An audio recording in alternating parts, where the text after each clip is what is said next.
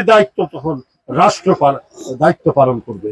আমাদের চলাচলের কোনো নিরাপত্তা ছিল না, দিনের পর দিন কারাগারে থাকতে হয়েছে। সরকার এবং রাষ্ট্রের দায়িত্ব ছিল এই পরিবারটির পাশে দাঁড়ানো। কেন আরমান মোল্লার ছেলে আজকে এতিমখানায় থাকবে? এই পরিবারের সন্তান সে মানুষ না হওয়া পর্যন্ত তার ভরণ পোষণ এবং তাদের পড়াশোনার খরচ এটা তো সম্পূর্ণ সরকার এবং রাষ্ট্রের দায়িত্ব। নিজের জীবন দিয়েছে, তার সন্তানরা আজকে এতিমখানায় চলে যাবে, এটা হতে পারে না। আমরা এই পরিবারটিকে পাশে দাঁড়ানোর জন্য এই যে একটা আমরা কথা শুনলাম, যে লোকটি জীবন দান করেছে দেশের মুক্ত বাতাস কেনার জন্য, সেই ব্যক্তিটির পরিবারের সন্তানরা বাড়িতে না থেকে এতিমখানায় থাকতে হবে, এটা অত্যন্ত মর্মান্তিক।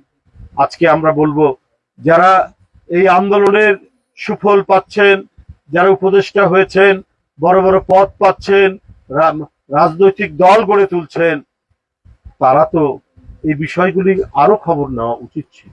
তারা তো একক দাবিদার মনে করতে, তারা আজকে নেই কেন? আজকে অনেক কথা শুনি যে এই কি বলে যে মানবিক করিডোর দেওয়া হবে, পরে শোনা গেল যে না, দেওয়া হবে না। এক একজন উপদেষ্টা এক একজন এক এক কথা বলছেন, কত কথা বলছেন।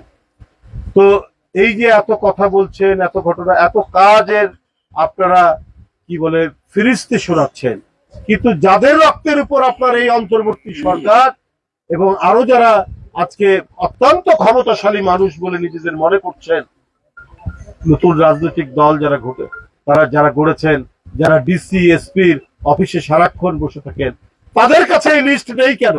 কেন আরমান মোল্লার ছেলে আজকে এতিমখানায় থাকবে?